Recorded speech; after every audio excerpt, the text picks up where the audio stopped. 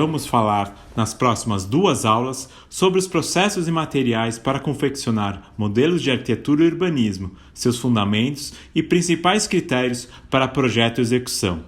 Vimos, inicialmente, que as representações de arquitetura são realizadas mediante a redução do objeto desejado para a realização de desenhos e modelos. Em aulas passadas, vimos que os desenhos bidimensionais abstratos podem ser divididos em 3 momentos durante as fases de projeto: os desenhos de criação, apresentação e execução. O momento das dúvidas e da formulação das intenções de projeto é o desenho de criação, em que se concebe e verifica os espaços do projeto realizado. Vila Nova Artigas, no caderno de croquis da FAUSP, utilizou tanto a transparência das projeções ortogonais, sobrepondo as plantas dos diferentes andares, como o alinhamento entre planta e corte, para verificar a criação realizada, se esta atende às suas intenções desejadas para o espaço, que ainda não era, mas poderia vir a ser.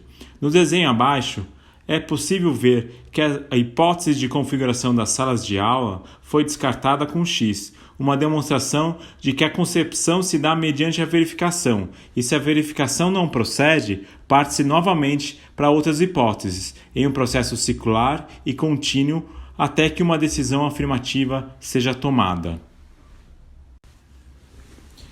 O desenho de apresentação seria a finalização de uma intenção de projeto, uma vez que a decisão da criação foi tomada. O desenho superior mostra a planta e a perspectiva da solução final adotada para o edifício da FAUSP. No desenho de apresentação, o traço não titubeia, procura omitir suas dúvidas para aferir uma certeza de que aquela é a melhor solução para o problema levantado.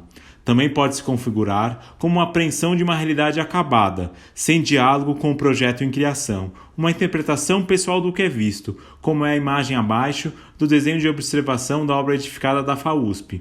Apesar de usar a linguagem de croquis comumente associada aos arquitetos durante seu processo de criação, apenas imita sua linguagem, não hesita nos traços e se aproxima de uma ilustração do processo. Já os desenhos para execução seriam uma fase posterior, em que há uma necessidade de se comunicar para aqueles que constroem o objeto arquitetônico a ser construído, quais as instruções e procedimentos para construir. Acima, temos uma imagem do pilar externo da FAU, em corte e planta. Abaixo, o corte em uma escala maior da cobertura, em que as dimensões, os materiais e avisos do modo como construir têm de estar explicitados para minimizar incompreensões e ambiguidades do modo como será edificado o projeto. As representações de arquitetura em desenho e maquete compartilham os mesmos objetivos nas fases de projeto. Vamos, neste momento, apresentar os procedimentos realizados na confecção de modelos, lembrando-se de que não se trata de modos de representação isolados. Tanto o desenho como a maquete podem ser sobrepostos em uma única representação, assim como já visto nesse projeto de Kazuhiro Kojima para uma fábrica, onde novas possibilidades de projeto, no momento de criação, são desenhadas sobre uma foto da maquete, mostrando que, quando se trata de representações de arquitetura, um modo e outro são complementares no processo, com limites que podem e devem ser mais fluidos do que usualmente aparentam ser. No processo de criação, a maquete volumétrica na escala urbana, entre 1:1000 e 1:2000, é importante na medida em que a constituição do tecido urbano interfere diretamente na concepção do edifício. Neste exemplo, será apresentado a confecção de uma maquete na escala de 1:1000, de aproximadamente 1 por 1 km, na região central da Praça da República em São Paulo. Tratou-se de uma abordagem para que estudantes estrangeiros, sem vivência na cidade de São Paulo, pudessem conhecer e pesquisar a constituição urbana da área previamente. A maquete foi realizada com materiais de fácil apreensão da forma, demonstrando com clareza a variação topográfica do terreno, os cheios, vazios e as sombras projetadas de cada edifício, tornando mais fácil a apreensão de toda a diversidade material do centro de São Paulo. Pode-se notar a relação da volumetria de seus ícones, como o Copan, na parte baixa à direita da imagem, com os vazios, a Praça da República na parte central da maquete e a proporção de todos esses elementos em relação ao todo. Podemos aferir que as maquetes nessa escala nos fornecem impressões distintas para começar a projetar ao fornecer subsídios para as intenções de projeto. A variabilidade entre construções modernas e altas em meio às construções baixas e horizontais no centro de São Paulo. A verticalização desenfreada em meio a uma malha regular de Nova York. Os lotes estreitos e compridos de uma massa edificada homogênea e de baixa altura em Hanoi. Tudo isso se mostra como insumo de projeto ao produzir esses modelos.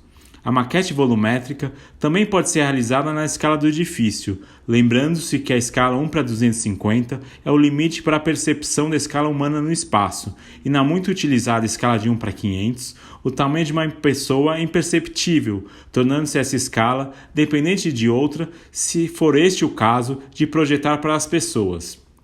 Um ambiente de uma universidade japonesa, que produz muitas maquetes ao longo do processo de projeto, revela que o espaço concebido foi imaginado e testado no modelo, e não apenas como uma materialização apresentável da solução decidida em desenhos bidimensionais. Uma recomendação: apesar do tempo escasso, não deixe para o final a produção de maquetes, apenas faça-a com menos detalhes em menos tempo. O ambiente de produção na universidade japonesa acompanha os procedimentos de produção de arquitetura em escritórios. Muitas maquetes também são produzidas ao longo de estudos de hipóteses de projeto. Neste exemplo, dentro dessas caixas de papelão, aparecem diversos modelos volumétricos de isopor realizados em um mesmo estudo de projeto. Vamos verificar um exemplo, o modo como essas maquetes são criadas e depois verificadas.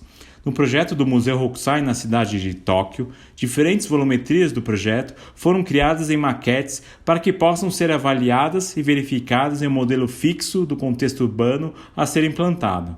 Portanto, não se avalia um objeto arquitetônico fora de seu contexto, e as percepções volumétricas do modelo são uma das melhores aproximações que dispomos para verificar os impactos dos possíveis projetos no entorno urbano pré-existente.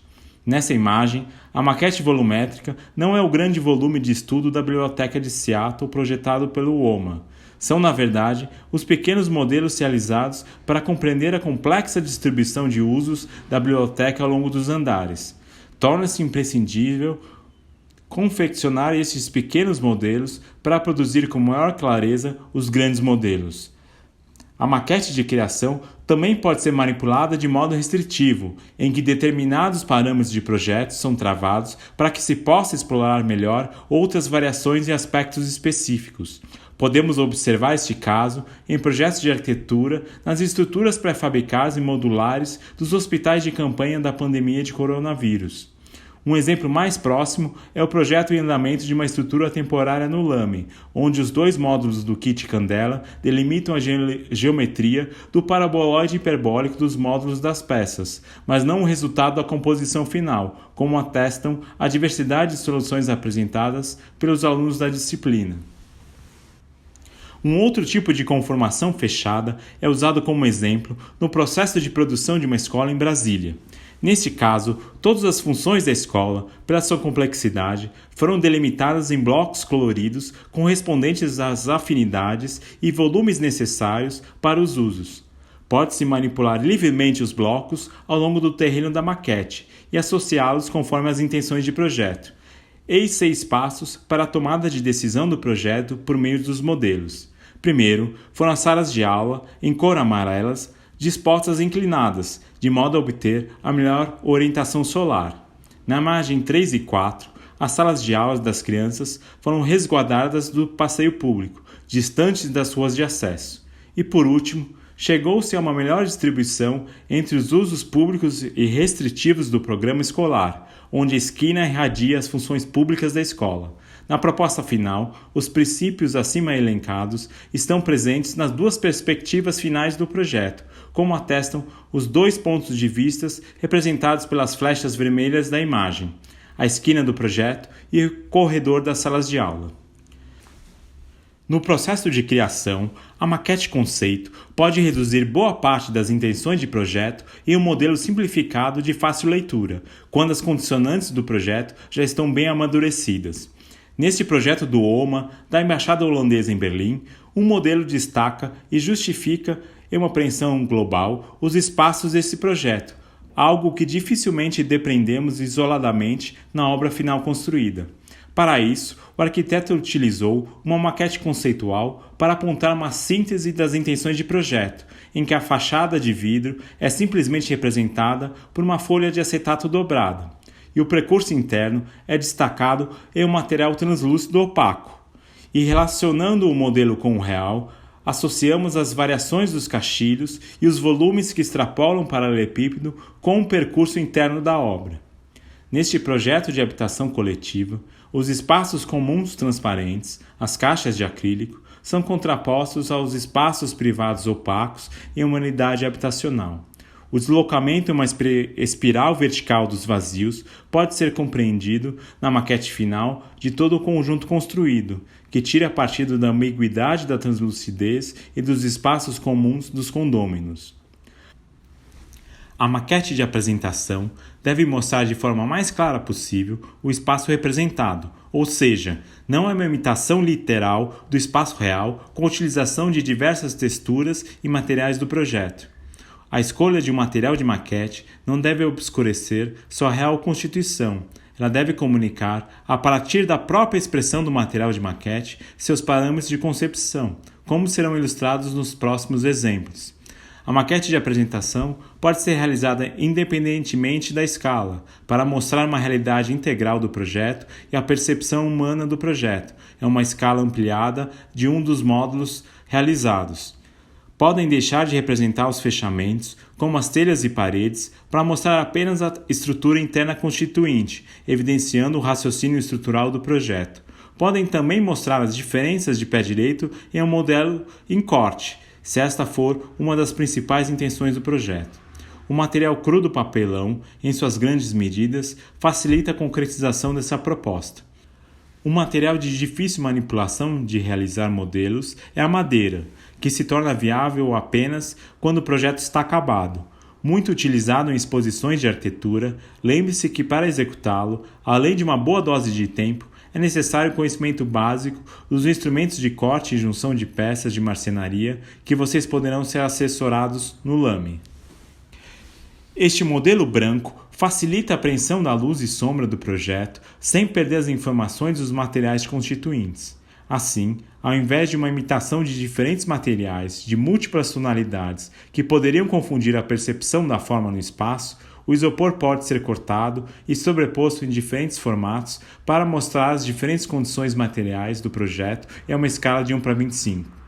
A maquete para execução tem o propósito tanto de comunicar para quem constrói, como de testar previamente a construção antes de se produzir em larga escala na obra. Este modelo foi utilizado para explicar aos construtores como construir essa cobertura realizada em isopor na escala real de 1:1, em um pequeno trecho que se repete, tornando-se muito mais fácil para os construtores compreenderem como deveria ser construído do que a produção de inúmeros desenhos. Marcos Acaiaba realizou esse protótipo de madeira na escala de 1:1 para testar as junções estruturais entre a fundação de concreto e a estrutura de madeira em diversas casas realizadas, como esta em Tijucopava, litoral de São Paulo. A escolha do protótipo a ser realizado está diretamente relacionado às dúvidas que o projetista detém em relação a detalhes mais complexos do projeto. Vamos continuar a falar na próxima aula sobre os materiais utilizados em maquete. Até breve!